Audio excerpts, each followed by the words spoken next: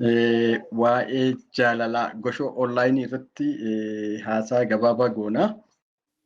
Goshoo onlaayinii irratti daqiiqaa muraasa dubbannee baana.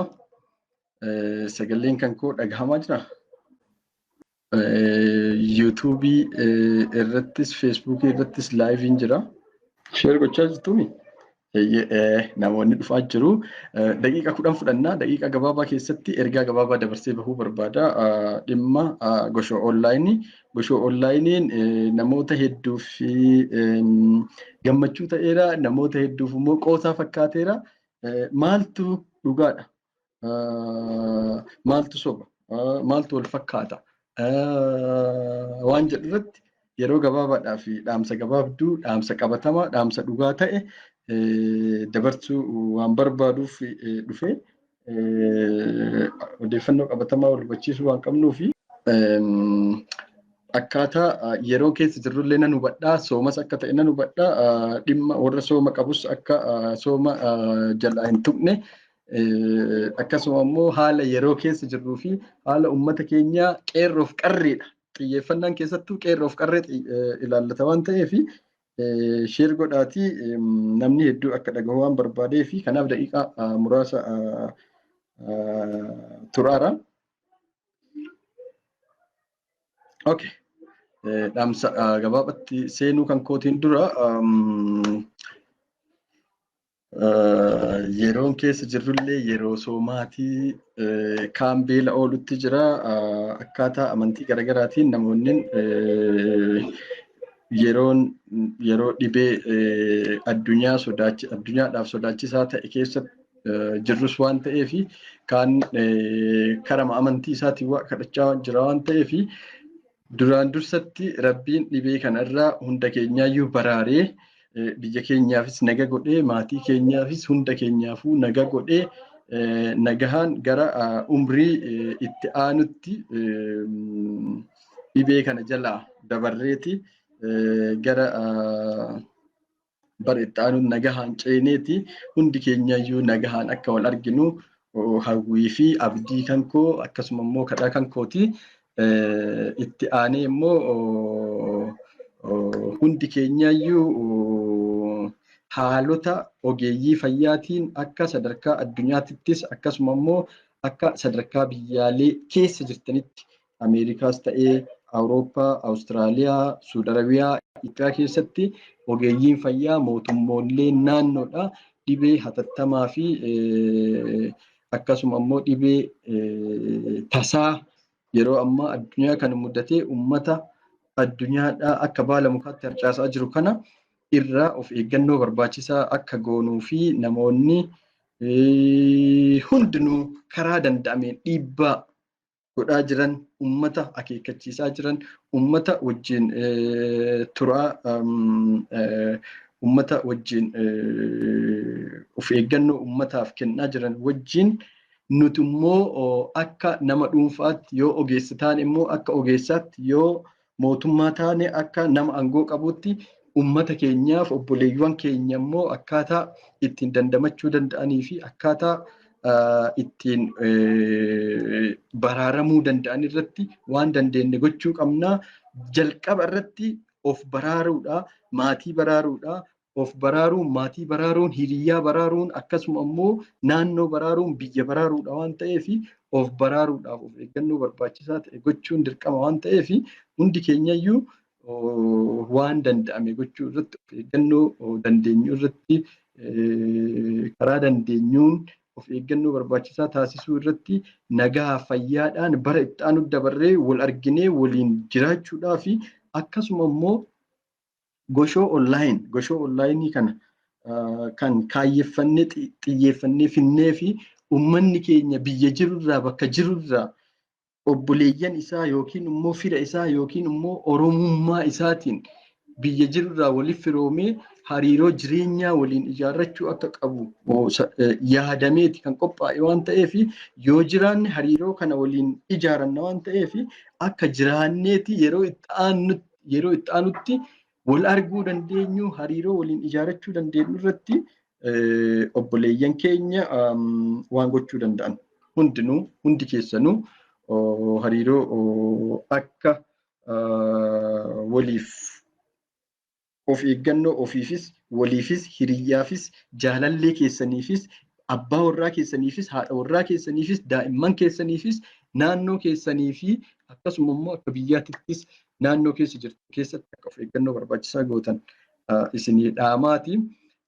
Gaafii namni hedduu kaasaa turee fi goshoo jechuun maali? Namoonni hedduu jechaa ture goshoon maaliidha? Goshoo online maaliif jettee maaliif yaada kana qabattee dhiyaattee namoonni hedduu jechaa jirtanii kana gabaabsee isinii ibsa. Goshoo jechuun akka sirna gadaa keessattis beekamaa ka ta'ee fi hariiroo ilmaan Oromoo gidduutti saala garaagaraa saala wal faallaa ta'e irratti dhiiraaf dubartii yookiin immoo dubaraa fi dhiira gidduutti hariiroo walitti dhufeenyaa yookiin immoo jaalala yoo jennu jaalalli obbolummaa jira, jaalalli dhiiraa fi intalaa jira, jaalalli jaarsaaf jaartii jira. Hariiroo saala faallaa ta'e gidduutti uumamu keessatti akka sirna gadaatitti kan ilmi dhiiraatiif intalti tokko waliin qabaachuu danda'aniiti ulaagaa sirni gadaa kaa'u. Fakkeenyaaf goshoo jechuun dhiirri tokko mucayyoo takka wajjin hariiroo jaalalaa yoo qabaate hanga gaa'ila raawwatee ka ofii godhatutti walqunnamtii saalaa wantoota amma addunyaa lafa kanaa irratti faashiniidha faranjiirraa maal wantoota haalota namoota garaagaraa irraa argate raawwatu odoo hin taane haala sirna gadaa irra hundaa'e. Fakkeenyaaf waggaa 8 dura Gujii deemeen ture yeroo sirni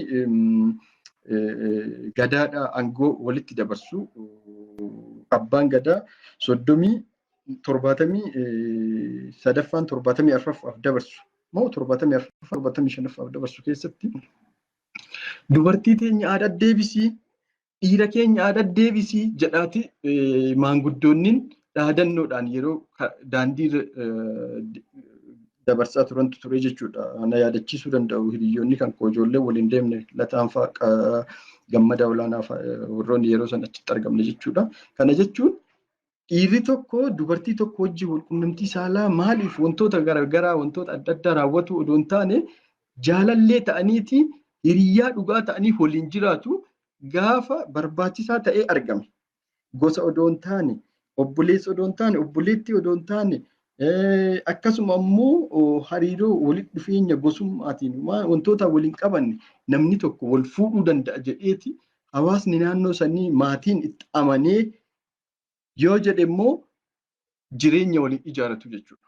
Goshoo ka jedhamu isaa jechuudha. Goshoo jechuun akka sirna gadaatitti namni tokko saala faallaa isaa wajjin hariiroo dhiiraa waliin jireenya erga qabaatee booda odoo dogoggora raawwatin odoo isa dogoggorsiisee isheen isa dogoggorsiiftee yookiin inni ishee dogoggorsiisee odoo sa'a dheeraa sa'a gabaabaa keessa wal arganiitti dogoggora biraa waliin raawwatinii fi kaayoo isaanii gidduutti hin gufachiisin barataan barattuu odoo hin gufachiisin barattuun barataa odoo hin gufachiisin barumsa isaa akka hin hordofne yookiin barumsa ishee akka hin hordofne gidduutti gufuu odoo hin ta'in waan danda'anii wal jajjabeessanii yoo qalama tokko qabaatan kana qalama kana waliif ergisanii yeroo inni assaayimentii hojjetu isheen qalama kana eeggatti qalama kana erga assaayimentii hojjeteen booda fidee fi isheen hojjettee qalama kanaan assaayimentii isaa hojjettee lamaanuu ganama kutaa waliin baratan keessatti waliin ta'anii qalama kana wal geeddaraa yoo inni barreessu ishee eeggataa yoo inni barreessu isheen eeggataa wal eeganii aadaa yeroo ammaa keessa jiru keessattuu yeroo nu barannu ani naqunnamee jira jechuudha. Barataan qalama tokkocha kana yeroo walii ergisee waliin fayyadamu jira jechuudha. Yeroo ammaa hundi keenyayyuu akka abbaa qabaataaf goonaa kaan immoo namuma wayii irratti yookiin immoo bakka wayiitti erganneeti qalama bitannee qalama yookiin immoo ergifannee abbaa qabeenyaa of fakkeessuu dandeenya of jajuudhaaf yookiin immoo of fuudhuudhaaf haalli itti of ol kaafnu jiraachuu danda'an alatti yeroo qalama kana tokko assaayimentii isaa mana ofiitti hojjetee qalama nama biriif ergisee mana itti walii fidutu ture jechuudha. Yeroo ani bara ofii kan kooti yeroo keessa darbe keessatti waggaa 10 dura waggaa 12 dura jechuudha.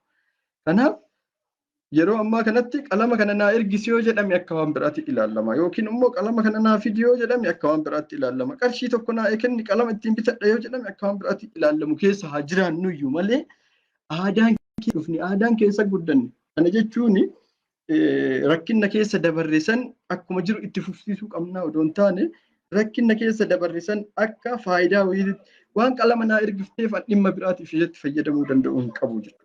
Yookiin immoo waan an qalama isheef ergiseef ishee waan addaa naa gochuu hin qabdu jechuudha. Kana hubachuu danda'uudha qabna jechuudha.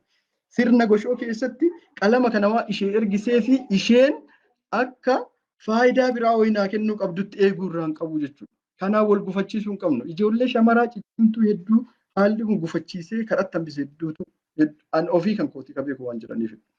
Dabalataan immoo dhiirri qalama waan bitatuun dhabee barumsa dhiiseetii qotee bulaa ta'ee fi namaaf ergamuudhaaf dirqame hedduu waan jiruuf jechuudha. Haala kanaaf goshoo online wanti maqaa goshoo onlaayinii kana finnee fi goshoo onlaayiniin dhiiraa fi dubartii gidduutti kan gaggeeffamu dhiiraa fi shamara gidduutti akka carraa godheeti namoonni wal beekan daa'imummaa irraa waliin guddataniiti wal beekuu danda'u sirriitti. Yoo hin ta'ini immoo yeroo itti wal barata irraa waliif amanamummaa qabaachuu danda'uudha qabu jechuudha. Waliif amanamummaa qabaachuu danda'u jechuun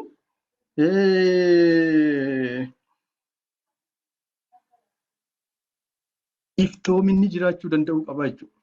Waan hojjette isheen isa dhoksuu hin qabdu, waan hojjetu inni ishee dhoksuu hin qabu, waliif amanamaa ta'aniiti waan qabatamaa walii himuu, waan dalagan walii himuu, karoora walii himuu, kaayyoo walii himuu, akkaataa waliin guddachuu danda'anitti walii himuu, iftoomina akka qabaatu jechuudha.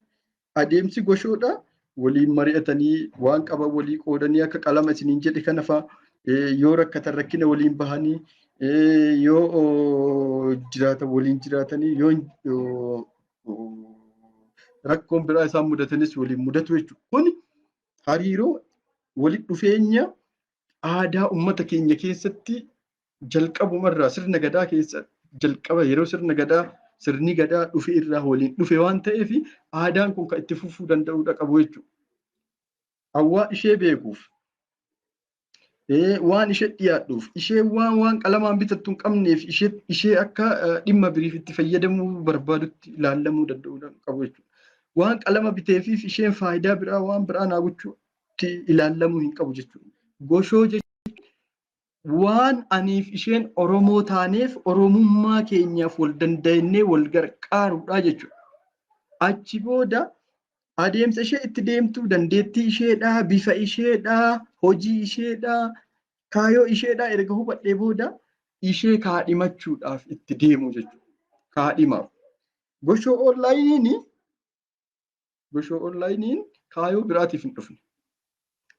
Chaatii yoo taate, wal janajjanu yoo taate, abbaan barbaade waliin kolfee sa'aatii guyyaa 2, 3, 4 walitti dhufee waliin kolfeetii akka gargar deemu yoo barbaadame Feesbuukiin jira, Telegiraamiin jira, Instaagiraamiin jira, Waatsaappiin jira, waan hedduu jira. Kanaafuu goshoo onlaayiniin barbaachisu jechuudha. Goshoo onlaayiniin kan barbaachiseef ilmaan Oromoo Oromummaa isaaniitiin haada walii hidhatanii jireenya ijaaruu barbaadaniif jireenya isaanii akka ijaarrataniif kan ijaarame jechuudha. Oromummaa isaanii fedhan amantiidhaan wal filachuu danda'u, fedhan umriidhaan wal filachuu danda'u, fedhan bifa isaaniitiin wal filachuu danda'u, fedhan ganda fakkeenyaaf an Finfinneedha. Mucaa Finfinneeti ofiin haa jedhu. Ijoollee Finfinnee yookiin ijoollee naannoo Finfinneetti dhalattee barbaada. Fakkeenyaaf sabbata keessaa ijoollee sabbataa barbaada yoo ta'e odeeffannoon namni goshoo onlaayinii irra galmaahu odeeffannoo qabatamaatiif odeeffannoo dhugaatiif galmaahuun waan ta'eef odeeffannoo qabatamaatiin namni galmaahe Anin ka barbaadu ijoollee sabbataati erga ta'e ijoollee sabbataa barbaadadha jechuudha. An dhiira waan ta'eef ijoollee shamaraa barbaada mitiidha. Yeroo nuti galmoofnu nu gaafata. An dhiira yeroo galmaa'u an dhiira ijoollee sabbataa barbaada jedhee yeroo galmeessu saala faallaa keetii barbaaddaami dubartii barbaaddaami ijoollee isaa barbaadda ijoollee sabbataati jedhee na gaafata. Ijoollee sabbataa yoo an galmaahe natti agarsiisa jechuudha. Ijoollee sabbataa akkamitti akka galmaahaniiti namni meeqa galmaahee akka jiru eenyufa galmaahanii akka jiran jechuudha. Namoota kana keessa suuraan keenya suuraa qabatamaa ta'uu danda'udha qaba. Suuraa ji'a jaha keessatti galmoofneeti suuraa ji'a jaha keessatti kaaneeti jirru jechuudha. Suuraa ji'a jaha keessa kaanee jirru yeroo piroofaayilii keenya irratti galchinu yookiin immoo albamii keenya keessa galchinu namoonni achuma keessaa odeeffannoo keenya guutumatti argatanii suuraa keenyallee ilaalu waan ta'eef achuma argatu. Haala saniin namoonni akka walitti hidhatan, akka wal argan, akka wal baran, akka walitti dhihaatan, akka waliin haasa'an, akka mari'atan inboxii yookiin immoo chaatii namni biraa arguu hin dandeenye. Nu qofti ilaallee abbaan dhimmaaf wal barbaade sun qofti waliin mari'achuu danda'u. Person to person communication waan jedhamu erga waliin mari'atanii walii galu taanaan bilbila wal jijjiiranii yookiin iimeeliidhaan haa ta'u adeemsa isaaniif mijatutti fedhan feesbuukiinis haa ta'u karaa garaagaraatiin waliin mari'atanii odeeffannoo qabatamaa waliif kennanii nama akkanaati, nama umrii akkanaati, jaalallee akkanaa barbaada, jireenya akkanaa ijaarachuu barbaada, kaayoon kiyya gara fuulduraa kana akkanaati erga jedhanii mari'atanii booda ofii lamaanii isaaniitii fixatu jechuudha. Goshoo onlaayiniin gidduu isaanii hin seenu jechuudha.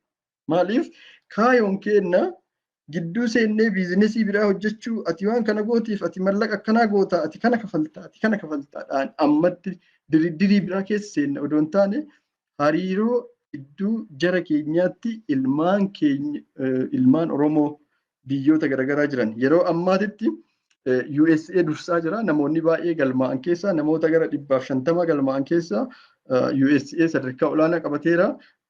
Akkasuma immoo UK'n Suudi Arabiyaan kaleessaaf har'a immoo Itoophiyaan sadarkaa olaanaadhaan galmaa'aa jiru. Dhiiraaf dubartiinis jechuudha. Namoonni keenya bifa akkasiitiin erga galmaa'an booda torbaan tokko keessatti miseensa 100 ol horachuu jechuun hedduu baay'ee kan na gammachiise. Hedduu na gammachiise. Akkasuma immoo bilbilaan namoonni hedduu bilbilanii yaada hedduu gammachiisaa fi namoonni hedduu dinqisiifatan haala namoota keenya keessatti namoota keenya waliif fiduudhaaf eenyummaa keenya itti fufsiisuudhaaf akkasuma immoo yeroo ammaa biyyi keenya keessa jirtu keessatti eenyummaa keenya cimsuudhaaf gargaaran keessaa kun tokko waan ta'eef yeroo darbee mucayyoon bilisummaa jedhamtu ni yaadattu.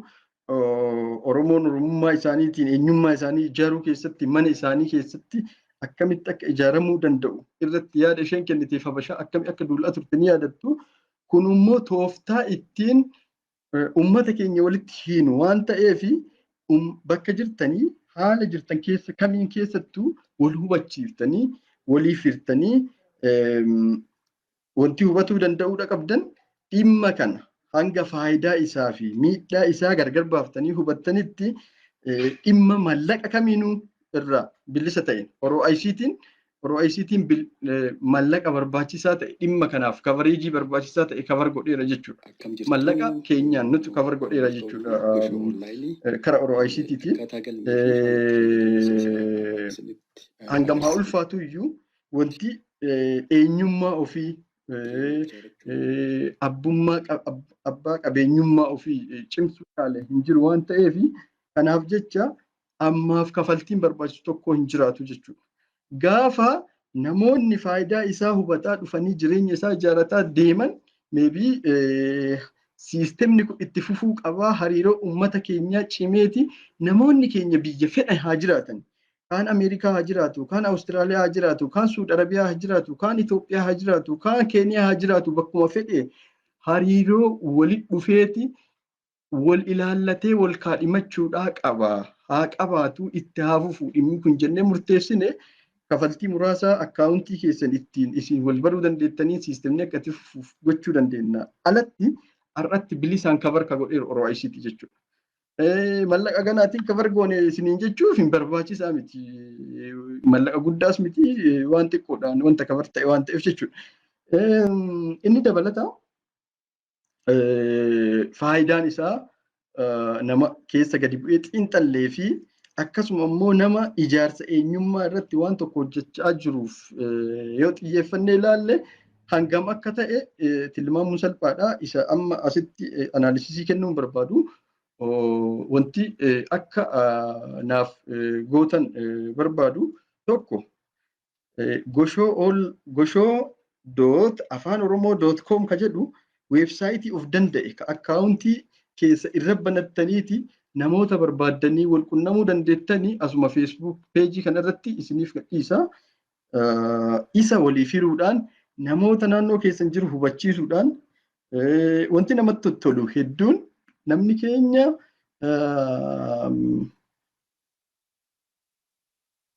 akka nama tokkootitti abbaan fedhe faranjii fuudhuu danda'a.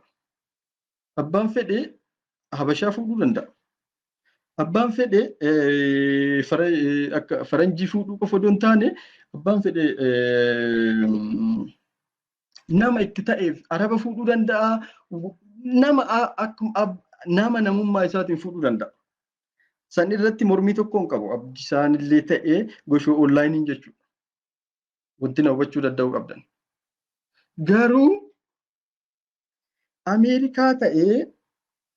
Ameerikaa keessa taa'ee Oromiyaa keessa shamara bareedduu, shamara itti tolte, shamara bifa barbaaduun amantiidhaan haa ta'u yookiin immoo naannoo inni itti dhalateetiin haa ta'u fuudhuu akka danda'u carraa uumuudha.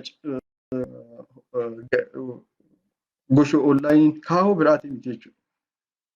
Namni tokko Ameerikaa taa'eeti ilmi intala Oromoodha. Fakkeenyaaf mucaan tokko Ameerikaa Abdii Muddee dhibeettuuni mucaa qoosaa maraataa tokko. Abdii Muddee akka tasaa ta'ee dhalootaan illee naannoo tokko aniif inni odoo inni Ameerikaa Minisootaa jira. Dodolaa intala fuudhuu qaba yoo jedhe dodola Minisootaadhaa ka'ee dodola dhufuu hin qabu intala barbaadachuudhaaf jechuudha. Yookiin immoo Finfinnee intala fuudhuu qaba yoo jedhe fakkeenya lammaffaa hangaasuu mucaa jedhamu jira. Mucaa hiriyyaa kiyyaati. South Afrikaa jira. Jaalallee isaa mucaa Ambooti. Mucaa Amboo saniin tasa ta'ee meebii onlaayinii irra wal baranii jiraachuu danda'u san itti isaaniin beeku. Amboo fuudhuu qaba jedhee hangaasuun murteessee jira yoo ta'e South Afrikaa ka'ee Amboo dhufuu hin qabu jechuudha. Mucayyoo Amboo jirtu ani Amboodhaa ani mucayyoo kanaa jetteetuma duruma goshoo onlaayinii irra kaa'attee jechaadha odeeffannoo ishee. Hangaasuun kaayoon isaa Amboo fuudhuu waan ta'eef ijoollee Amboo keessaa filatee isheetu naaf ta'a jedhee fuudhuu danda'uudha qaba jechuudha. Abdii Muddee dodolaa fuudha jedhee saganteeffateera yoo ta'e ijoollee dodolaa akka fuudhuu danda'utti ijoolleen dodolaa asuma goshoo onlaayinii irra jiru waan ta'eef goshoo onlaayinii keessaa filatee eebalu. Akkasuma laliseen mucayyoon jedhamtu Awustiraaliyaa jirti yoo ta'e Finfinnee irraa fuudhuu barbaaddi yoo ta'e dhiira Finfinnee jirtu keessa asuma filattee goshoo onlaayinii irraa nama barbaadde walii wal qunnamteeti. Ati naaf taateerta aniifati hariiroo jireenyaa yoo ijaaranne akkamii oromummaa keenya hariiroo jireenyaa ijaarannaa kaayoon kiyya kanaa ani waan akkanaa barbaada akkanaa gochuuf ta'a kaayoon kiyya kana waan jedhu irratti erga mari'atan booda waan yoo irra walii galan ofumaa itti deemu yoo feel godhan yookiin immoo hin ta'u jedhanillee ofumaa adda kutuu goshoo onlaayiniin gidduun seenu jechuudha. Kanaafuu kaayoon goshoo onlaayinii guddaan kanaa jechuudha. Abbaan barbaade yoo faranjii fuudhee goshoo onlaayinii maaf fuutanii dhimma hin qabu. Abbaan fedhee nafxanyaa yoo fuudhe maaf fuutanii dhimma hin qabu. Abbaan fedhe immoo goshoo onlaayinii irraa lakkii ani dhiiga kiyya barbaadadhaa, oromtittii barbaadadhaa, oromticha barbaadadhaa yoo jedhe immoo kanaaf dhufee jechuudha goshoo onlaayinii waan ta'eef hiriyoota keessanii himuu, waliif dabarsuu, odeeffannoo barbaadaniin nu qunnamuu hin irraanfatinaa jechaati. hedduu haasa'ellee soomaan jira dadhabeera. Isin gahure yaadni akkamii koomentiiwwan jiran keessa goshoo onlaayinii maal ka jedhu irratti deebiseera jedhee yaada. Faayidaa isaa irratti deebiseera jedhee yaada. Gaafiiwwan gaafataman keessa gaafilee hedduu akka deebisettiin hubadha. Gaafiin hafe yoo jiraate gaafii hafe hin qabu.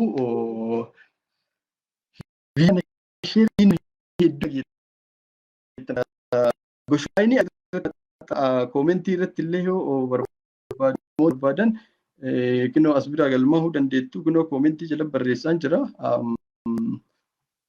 Kunootii goshoo onlaayin weebsaayitii isaa kana galmaa'uudhaaf immoo islaash rejistireeshin rejister illee galmaa'uu dandeettu.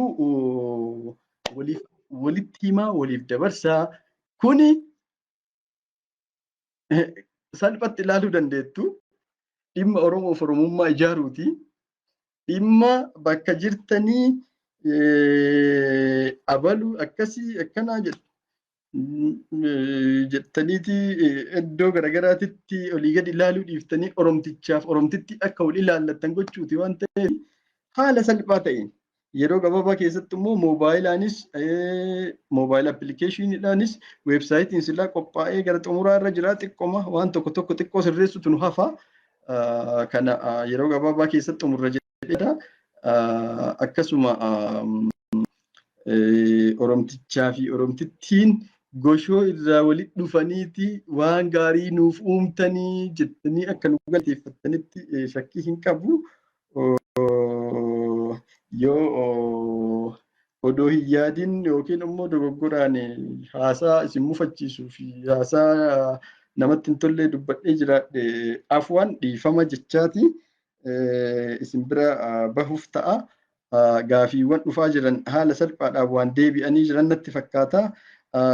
Garuu immoo wanti isin hubachiisuu barbaadu namoonni hedduudha dhiirris dubartiinis inboksiidhaan goshoo onlaayinii peejii goshoo onlaayinii irratti akka jireenya ijaarachuu barbaadaniif nama isaaniif ta'u akka wal isin qunnamsiisnu nu gaafachaa jirtanii.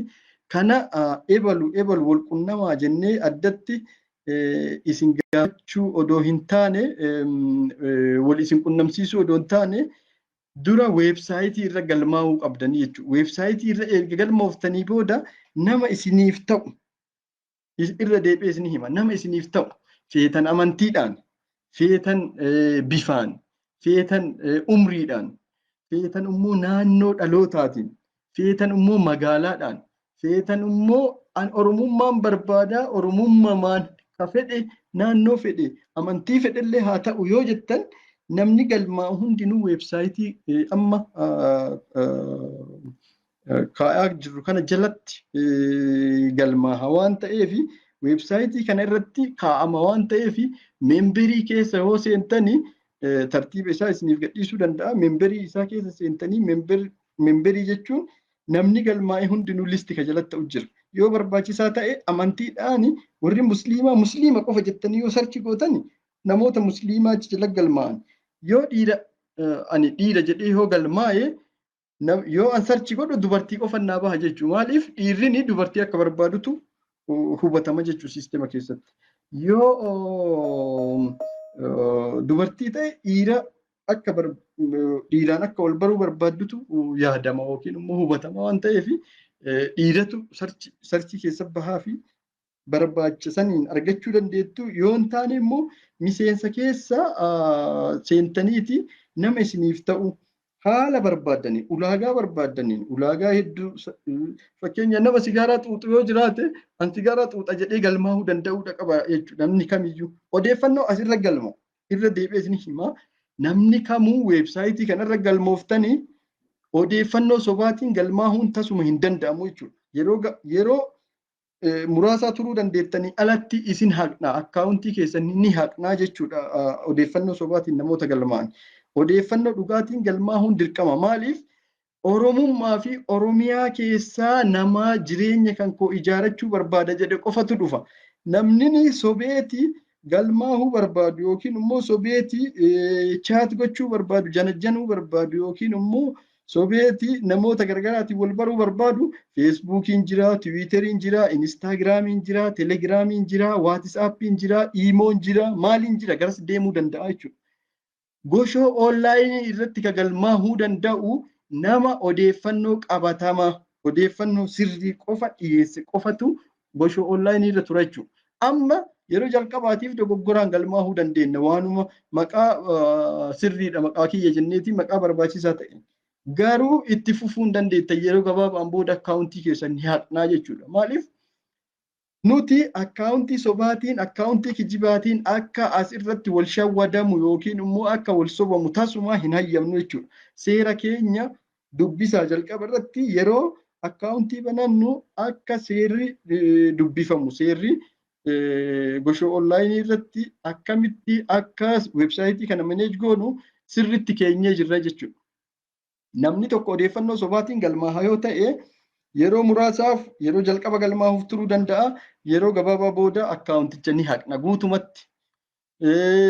Odeeffannoo sobaatiin kijibaatiin namaan wal baree walitti dhiyaadhee janajjaneetii waan garagaraa godhahoo taate tasuma hin hayyamnu. Isaan feesbuukii irratti, telegiraamii irra, inistaagiraamii irratti hin deebi'achuun dirqama. Afaan Oromoo beekuun immoo dirqamaa jechuudha weebsaayitii kana fayyadamuuf. Yoo ispeeshaal keeziidhaan ijoollee Finfinnee, ijoollee biyya alaa jiran nuti Oromoodha. Oromummaa keenyaan Oromummaadhaan hariiroo ijaarrachuu barbaanna waan jedhuun san iimeelii fi adireesii isaanii kaasirra jiru erga qunnamnee booda koonfirmii gooneeti ka hayyamnuuf ta'an alatti weebsaayitii kana akka fayyadamaniif carraa hin kenninu. Inni itti aanu namni tokko ofuma isaatii ofii dhiiraaf dubartiinis shamaraaf dhiirris ofuma isaaniitii waliin haasa'atee piraayiveet miiseejii fi paabliik miiseejii jira. Qaamsa akka waliigalaatti dabarsuu barbaade dabarsuu danda'a garee kana irratti yookiin immoo weebsaayitii kana irra namni tokko akkasuma immoo qaamsa dhuunfaadhaa keessatti icciitii dhuunfaadhaa ka haasa'atuun qaba. Icciitii dhuunfaadhaa eenyullee jala arguu hin danda'u. Odeeffannoo isaa akka barbaadetti bilisaan fidii ta'ee guutumatti ofitti amaneeti haasa'uu danda'a jechuudha. Goshoo onlaayiniin kaayomti uumamneefuu namoota keenya wal qunnamsiisuudha waan ta'eef icciitii keessan baafnee qaama kamiifuu tasumaa hin kenninu. Siistemni guutuun immoo nu harka jira jechuudha. Qaama kamiifuu hin dabarsine akka ta'e akka hubattan barbaanna. Inni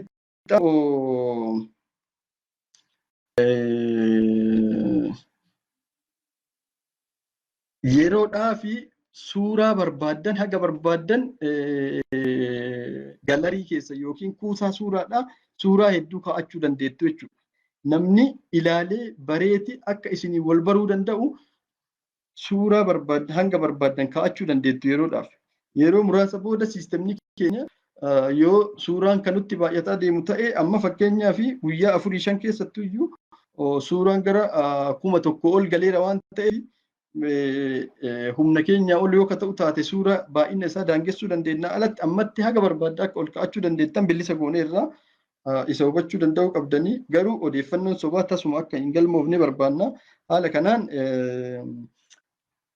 waan isinii galuu dhabee irratti yeroodhaan dhufaati onlaayinii irratti hubannoo kan walii kenninu ta'a. Goshoo onlaayinii walitti himaa waliif dabarsaa waan isiniin galii yeroo kamiyyuu gaafadhaa. Ani qindeessaa garee goshoo onlaayiniiti malee goshoo onlaayinii ana qofaa miti. Ijoolleen jiran jiru gara nama 4 jiru. Ani isaan keessaa tokko xumuree jira.